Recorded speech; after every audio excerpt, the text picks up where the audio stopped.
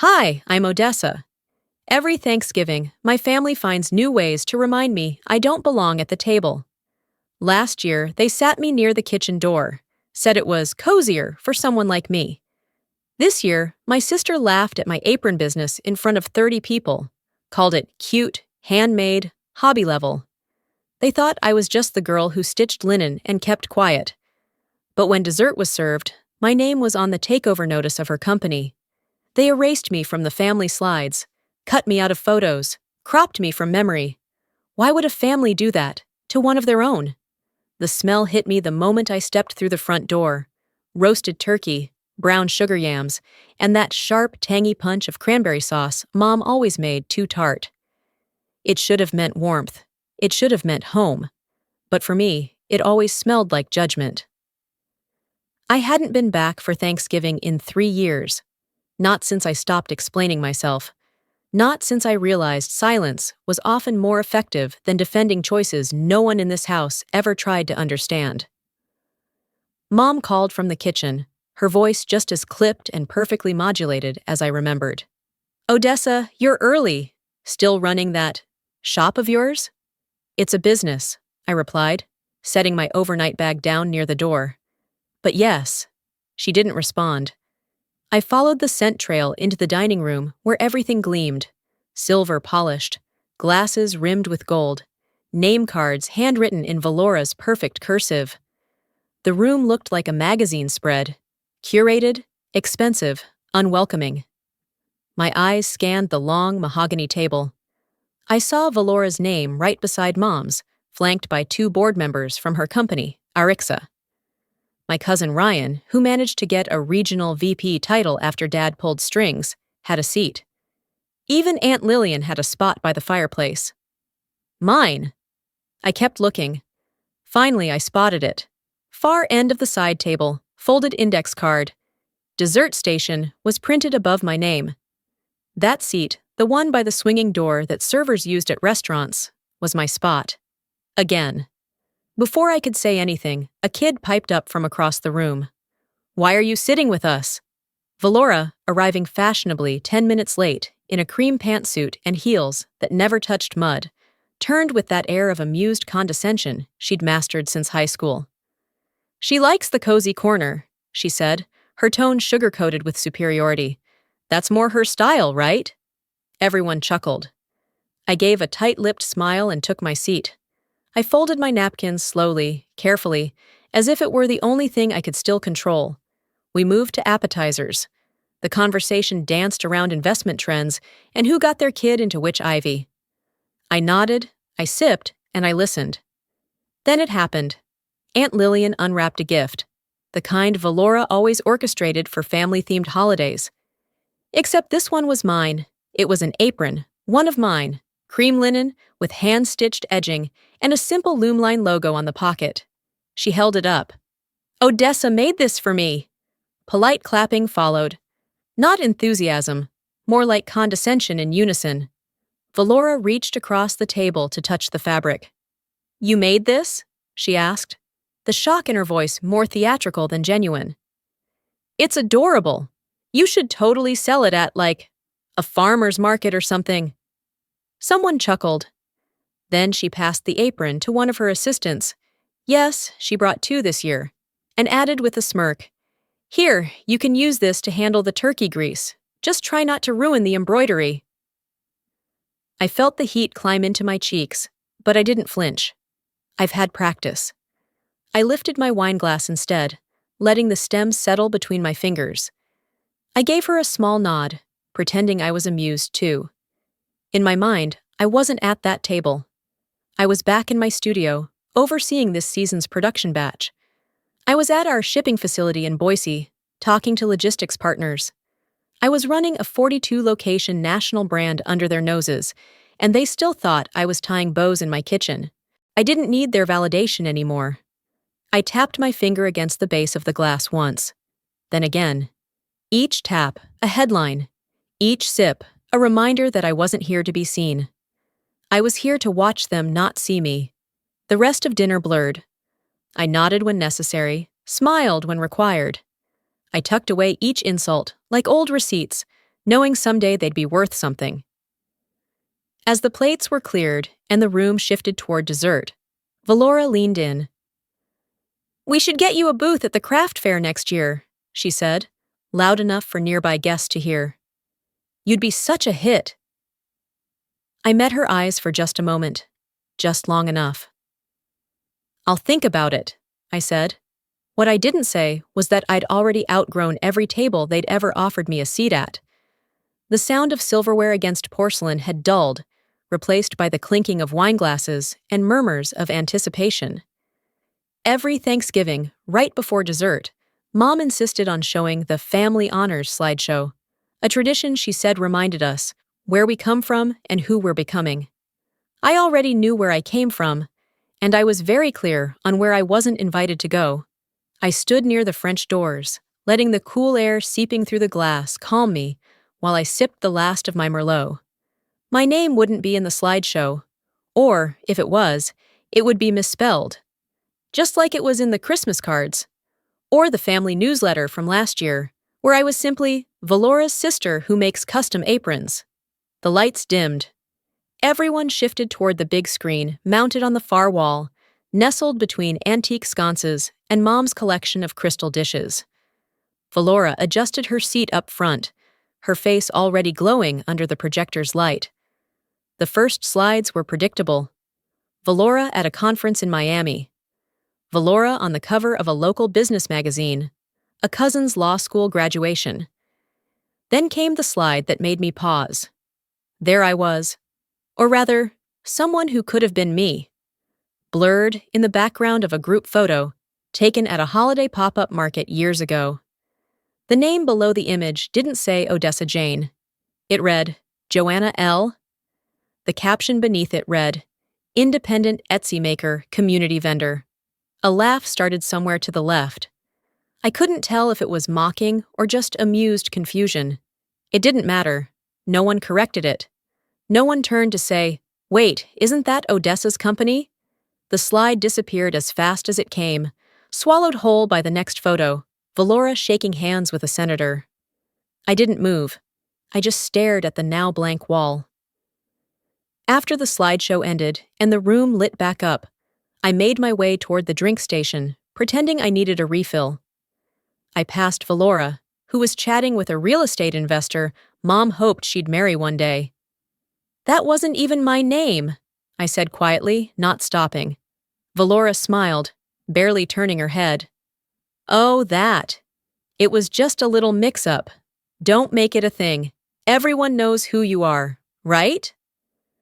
She clinked her glass gently against mine, patronizing, like she was toasting a child who finished a coloring book. I didn't respond.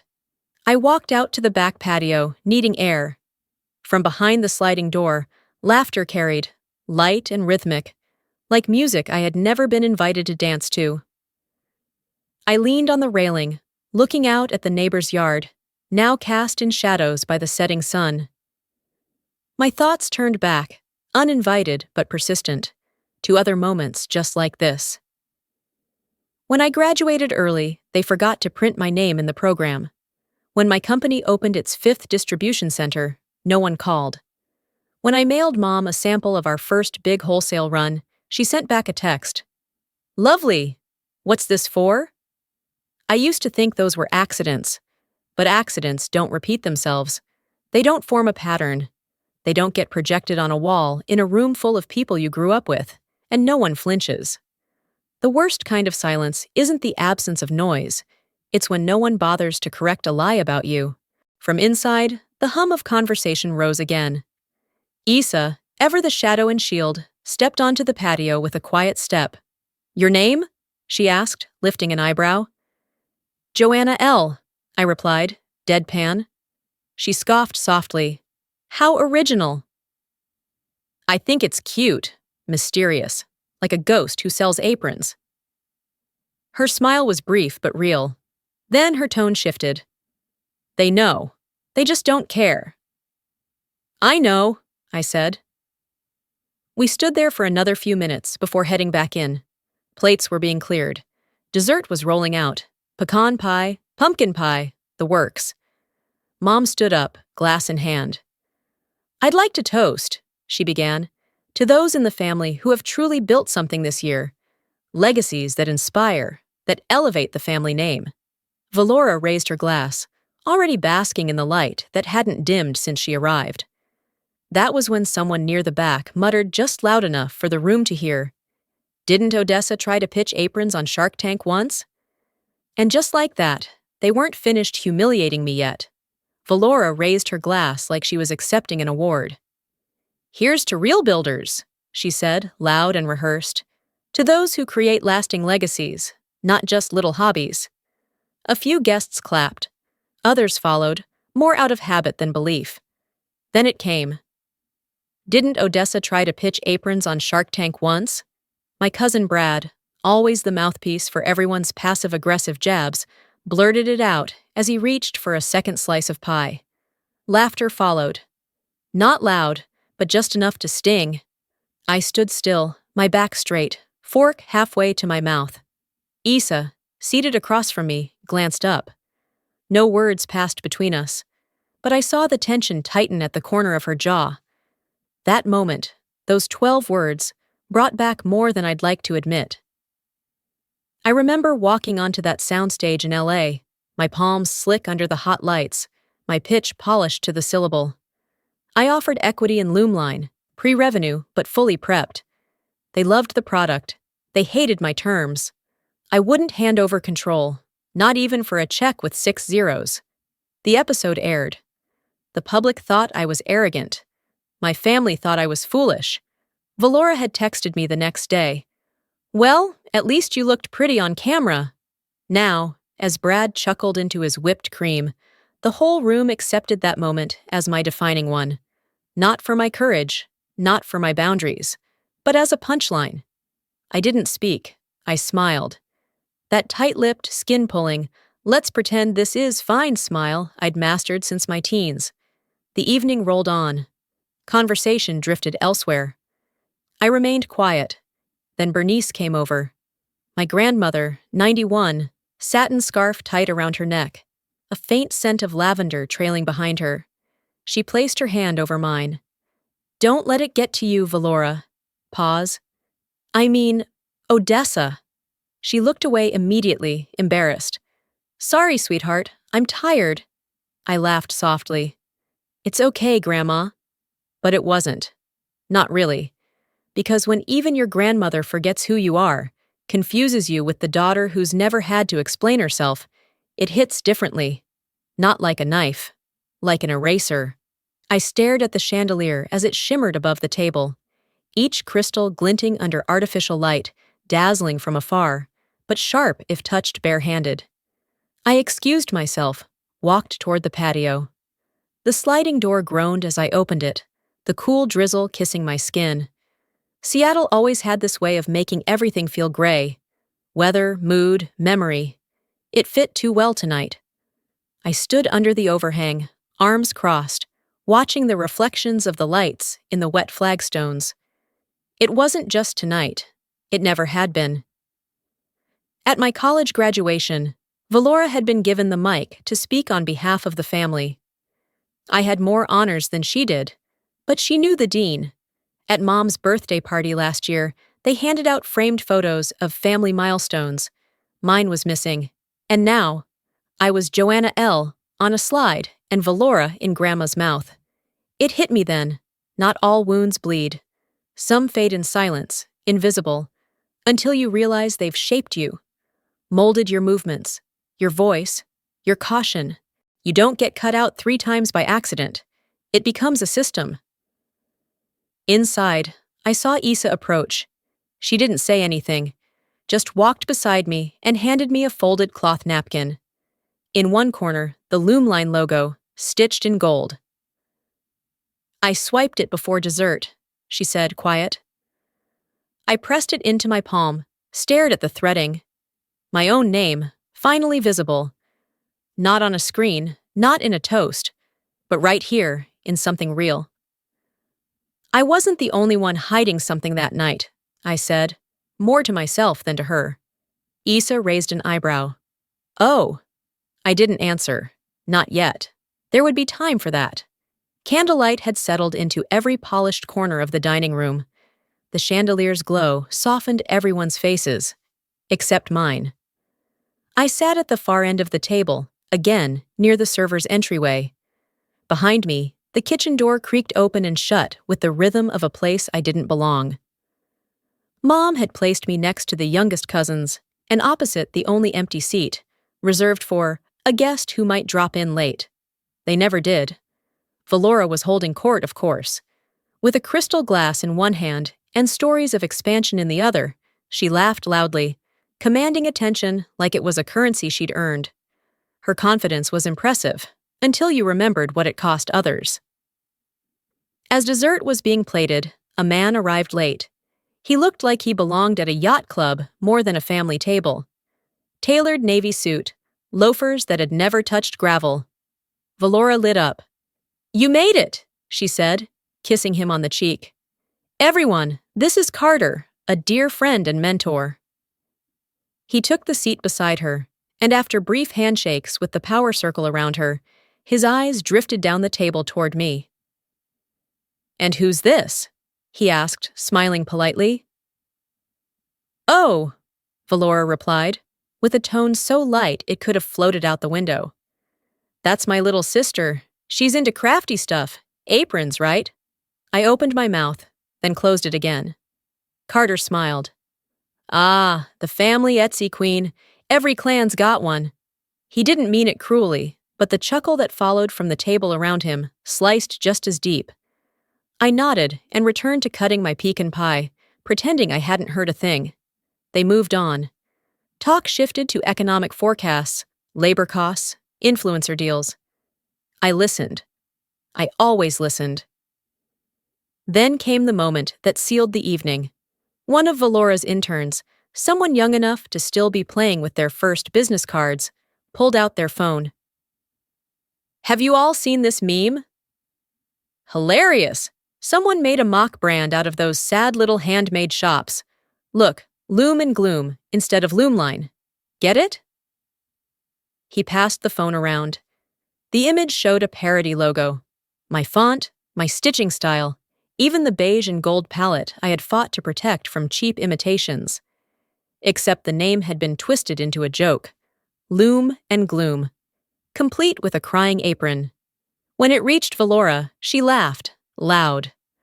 "Oh no, that's terrible, but kind of accurate."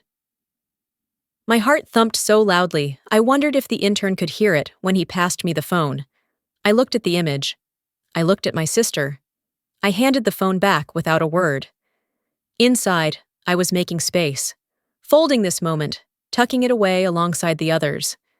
I didn't need them to validate what I built, but I would not let them destroy it without consequence. For a brief second, I saw Issa at the far end, meeting my eyes. She didn't smile. She just nodded, almost imperceptibly. Dinner began to wrap. Plates scraped, chairs moved. People began to wander toward the drinks cart. I stood. My body moved before my anger could speak for me. I walked up to Valora as she poured a splash of bourbon into her glass. She turned, caught off guard. "Quick tip," I said softly, watching the ice swirl. "Next time you laugh at a logo, you might want to make sure it's not trademarked under my name." Her fingers tightened around the glass. Just a beat. Then she forced a chuckle. "Oh, don't be sensitive, Odessa. It was just a joke." I leaned in a little, enough for only her to hear. "I'm not being sensitive," I said. "I'm being surgical." Then I walked away, each step measured, not to match her rhythm, but to set my own. The sugar high had begun. Kids raced around the living room with whipped cream smeared on their fingers, dodging furniture like it was an obstacle course. I stood off to the side, still holding the same half-empty glass of wine I'd been nursing for an hour. Among the chaos, I caught sight of her, Ellie, Valora's daughter, prancing proudly around in one of my aprons. Pale blue linen, tiny hand-stitched leaves trailing across the front. It was one of my first designs from the year I almost shut everything down. She twirled like a dancer, lifting the apron like a gown. When her eyes met mine, she waved. Just a child, just happy. My chest lifted, just slightly. That moment didn't last. Valora spotted her and moved across the room like a homing missile. She bent down, lips tight against Ellie's ear. I didn't hear what she whispered, but I saw the result. Ellie's smile disappeared. Her hands dropped the edges of the apron. Slowly, she untied the strings and handed it over without a word. Valora folded it. No ceremony, no grace, and tucked it beneath the bar cart like she was hiding a wet napkin. She turned to me, her tone sharp beneath the saccharine finish. "Photos are about to start. You might want to freshen up." There it was again. The directive masked as a suggestion, the dismissal disguised as concern. I didn't answer. I didn't move. I just followed the clinking of forks and glasses as guests started to settle into couches and side chairs around the TV, the screen already casting a pale light across the room.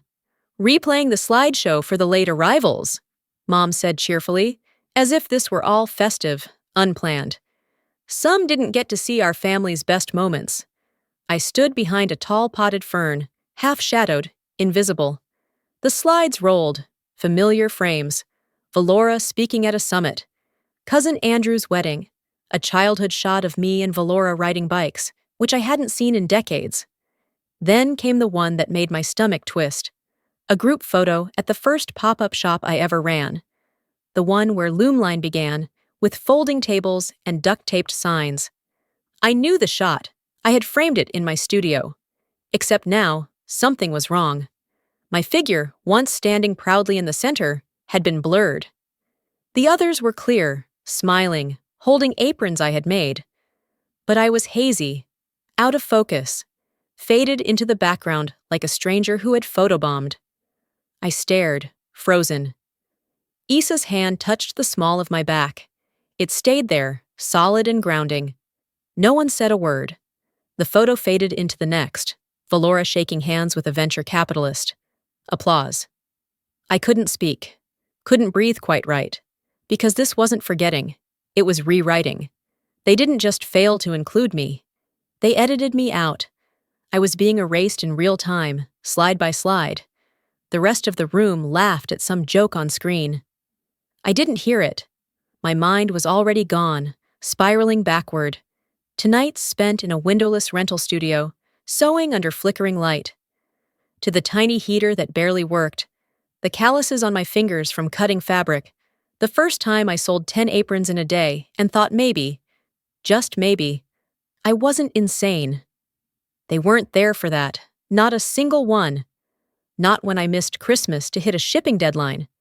Not when I had to mortgage my car to cover manufacturing costs. Not when I broke down in an airport bathroom after losing a contract, trying to decide whether I could afford to keep going. But now, they'd taken the only visible part of that struggle and blurred it out like it didn't matter.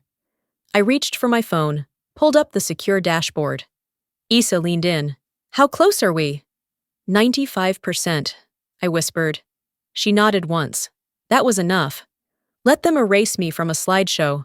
Let them fold up my work like it was a kitchen towel. They'd remember my name soon enough. "Let them delete me," I said, barely above a breath. "I'm about to make myself unforgettable." Dessert had just landed, softening the atmosphere like a velvet curtain drawn over sharp edges. The scent of cinnamon and browned butter drifted through the dining room, mingling with the quiet clink of cutlery and faint murmurs. Dishes of pecan pie glistened under golden light, slices of pumpkin with whipped cream were passed hand to hand, and a stack of warmed porcelain plates made its slow rotation around the table.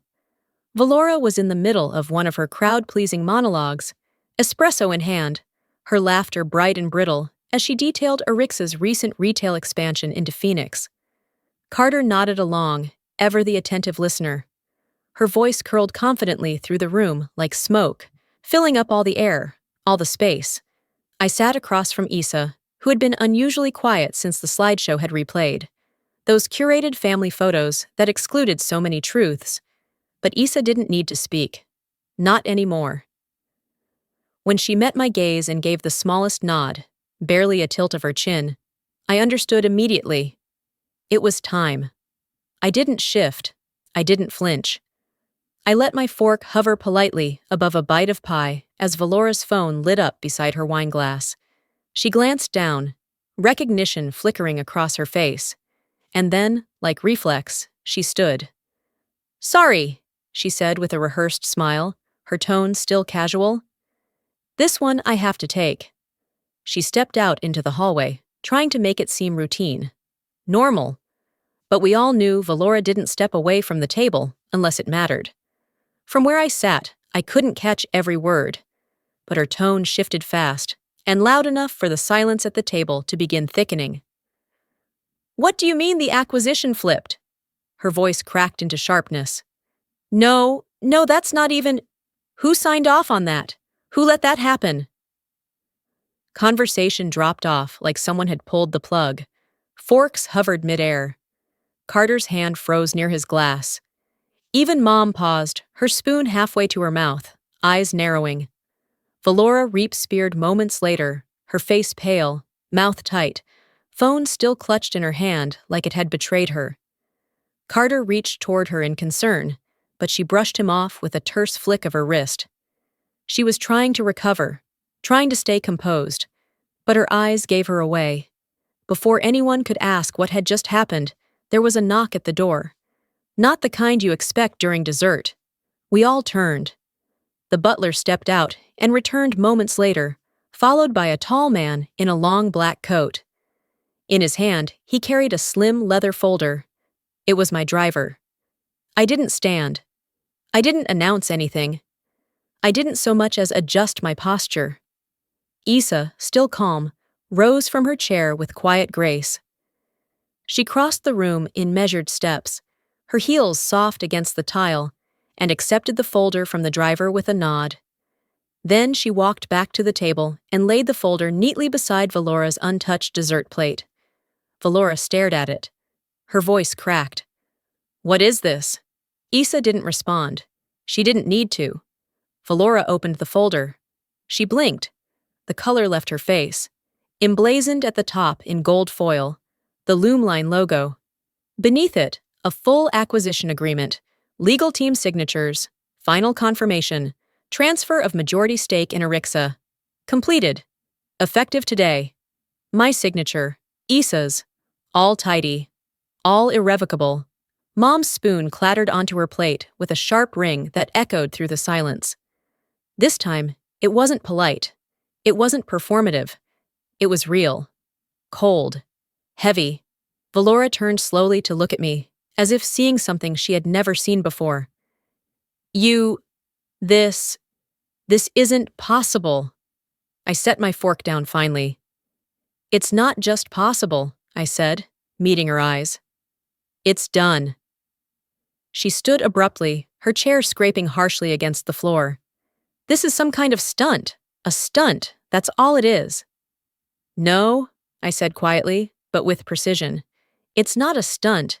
It's been in process for weeks. I waited to close until today. Thought it might go nicely with dessert."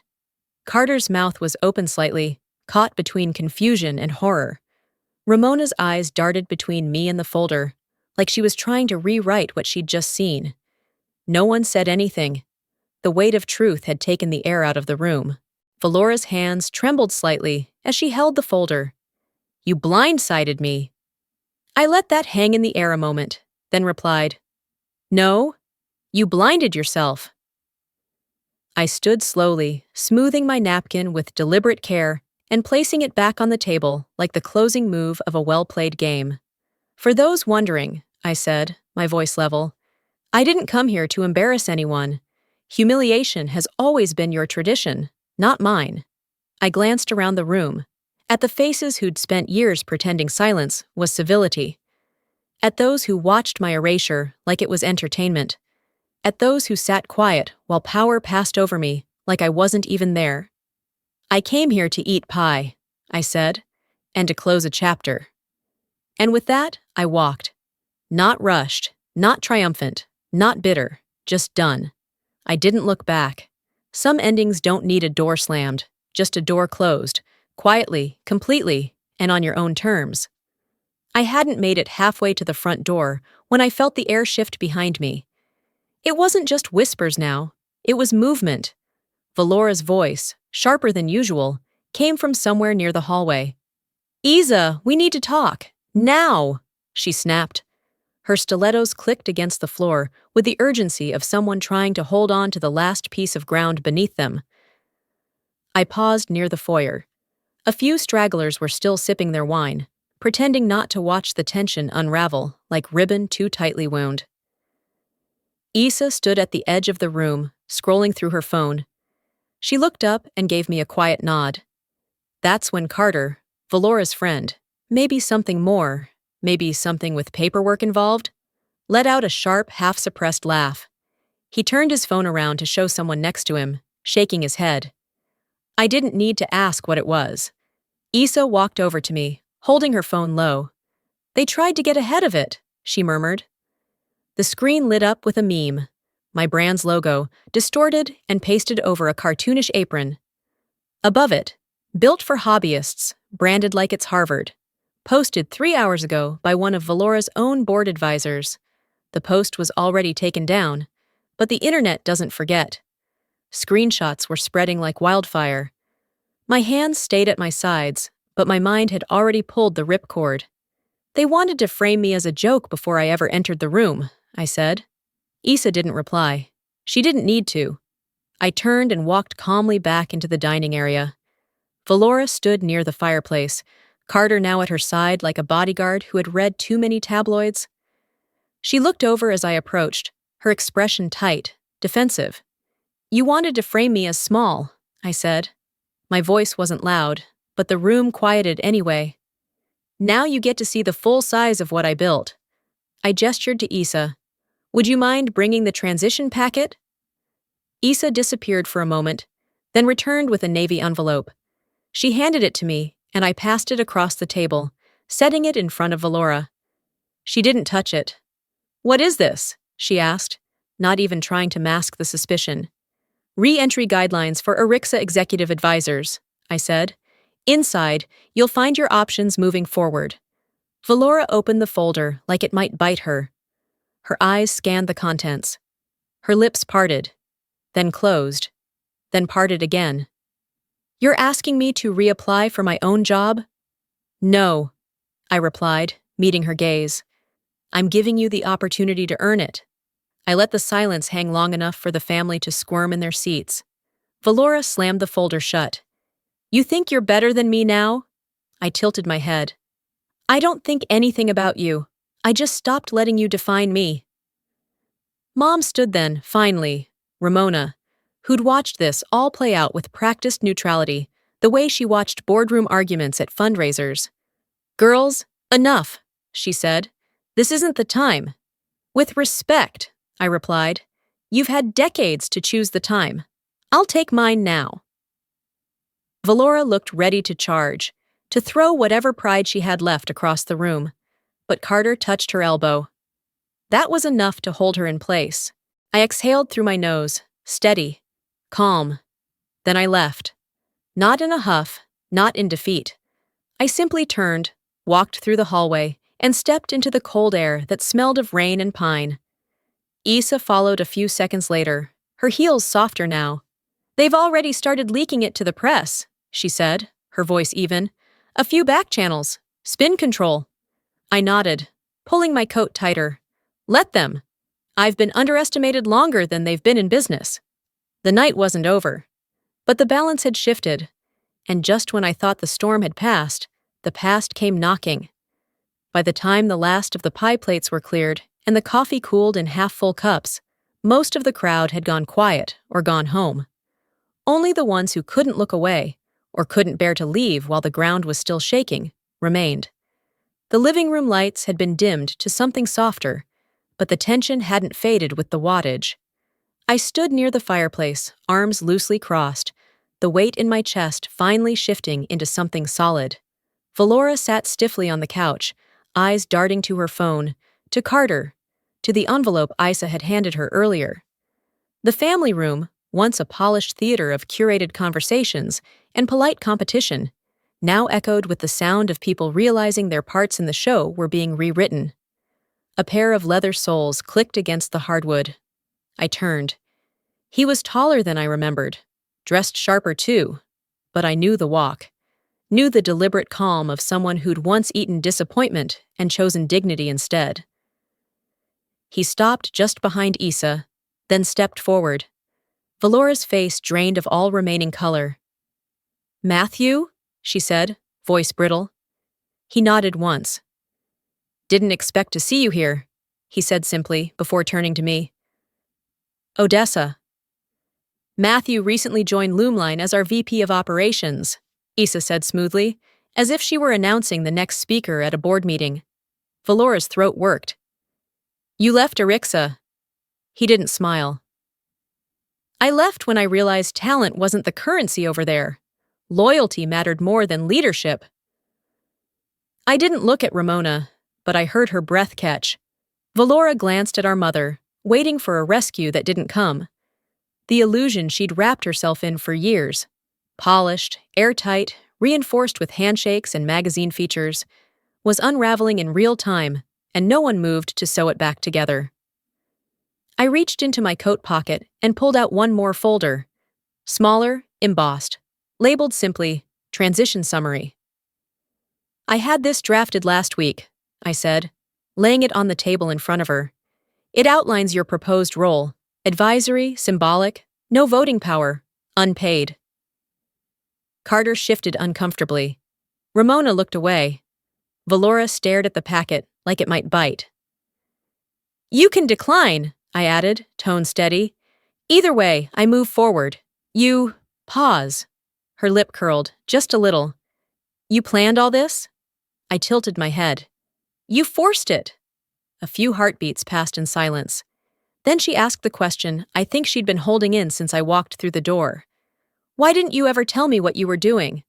I looked at her for a long moment, not with anger, just clarity. "Because you never listened." No screaming, no chaos, just that sentence, hanging in the room like smoke from a candle just snuffed out. Valora didn't respond. Neither did anyone else. There wasn't much left to say. I walked toward the front door, my heels hitting the wood floor, one confident click at a time. Outside, the air had turned colder, but I welcomed it. The night was biting, sharp, but it made me feel alive. Issa followed silently. When we reached the car, she opened her door, then paused. "They just issued the press release," she said softly. "Confirmed. You're now officially the owner of Arixa." I opened the driver's side and slid in. "Right on time," I murmured. From the rearview mirror, I saw Valora standing in the doorway. She wasn't chasing, she wasn't yelling, she was just still. And for the first time in a long time, I didn't wait for her to speak. The morning after Thanksgiving always moved like it had a weight to carry. Like even time needed a moment to recover from all the pretending. I arrived at the studio just past 8. Outside, the streets were still slick from last night's storm. But inside, the air was dry, faintly scented with wool, residual steam from the old industrial irons, and the trace of cinnamon drifting from the staff kitchen. It felt lived in, real, safe, in a way that didn't need explanation. My coat was still damp at the shoulders, but I didn't bother taking it off. The hum of the machines hadn't begun yet. Just soft conversation, the quiet clink of inventory bins being shifted, bolts of fabric being logged. Our post-holiday inventory check was already underway, right on time. No one asked me how the holiday dinner went. No sympathetic tilts of the head. No curious glances. Just a few nods, a couple of knowing smiles, and the space to simply be, as if nothing had ever fractured. In my office, I found the blinds already open. The winter light cut across the desk at a sharp angle, illuminating a small rectangle, the drawer where I kept it. My hand moved automatically, no pause, no reconsideration. The envelope was still there, cream-colored, edges worn soft from all the times I'd picked it up without quite opening it. My name was scrawled on the front in my father's handwriting. Nothing else. No date. No return address. Just Odessa. I sat down. Let the chair settle beneath me. Carefully, I unfolded the letter, pressing the creases flat with my fingers. His words weren't loud, but they carried a kind of gravity that landed quietly and deeply. Odessa, you were never invisible to me. Not when you stayed up past midnight sketching by the kitchen table. Not when you missed family brunches to make deliveries. Not when they joked behind your back and called it a hobby. I stopped reading for a moment. My thumb rested on the bottom edge of the page. Something shifted in the air. The same thing always did, like the room remembered with me. I know this family. I know what they reward and what they ignore. You won't be praised here, not until they need you. But I need you to know, I saw you first. And I was proud, even when no one said it out loud. I folded the letter back slowly. Let the silence do its work. Let it be still. A light knock at the frame of the door broke the quiet. Issa stepped in, tablet in hand. Media picked it up, she said. Your front page on 3 sites. Arixa's transition is being called a textbook stealth acquisition. I nodded once. And Valora? I asked, though I already had a guess. She issued a statement this morning, stepping down for personal reflection. I let out a breath, not quite a laugh. Let her reflect. Issa lingered a moment before adding, Your mom still hasn't called. I looked at her. I didn't expect her to. Later, we walked through the factory floor together. I didn't say much, just moved quietly between workstations, nodding, smiling at the women who made this place more than functional, who made it alive. I brushed my fingers along the edges of a new roll of linen. High grade, tightly woven, local, the good stuff. These people didn't see me as anyone's little sister, not as an afterthought. They knew me as someone who showed up, someone who paid fairly, who took risks, who noticed birthdays and brought coffee on cold mornings. One of them handed me a finished piece to inspect, a black apron, smooth to the touch, matte gold stitching, tracing the neckline like a signature. No flashy logo, just our brand, sewn quietly into the seam. A whisper of identity, a promise you had to look closely to see. For a moment, I thought of the version of me that used to exist. The girl who sat trembling in her car after that Shark Tank rejection aired, unable to move. Who believed, truly believed, for almost a week, that maybe they were right. That maybe she had nothing worth building, nothing worth taking seriously. But I had built something. And more than that, I had built it well. Success doesn't fill in every crack. It doesn't silence the echoes of old insults or erase the ache of being unseen. But it does prove something. It proves that your instincts weren't wrong, that your worth didn't depend on their acknowledgement. By noon, I had returned to my office. On the way, I passed the break room. Outside it, a new frame had been mounted on the wall. I hadn't seen it before. It was a photo, unfiltered, unposed, from our expansion party. Issa, Matthew, and me. Our arms slung around each other, mid-laugh, mid-toast. No branding, no angles, just joy. Beneath the image, someone had added a small plaque. It held a quote, from the letter, from him. You didn't need their table, you built your own. I stood still, hand resting gently against the frame. The words moved through me like a breath I didn't know I was holding. They didn't hurt, not anymore. I whispered the words I hadn't yet said aloud, not out of spite, not from a place of brokenness, but from clarity. I forgive you, but I'll never forget.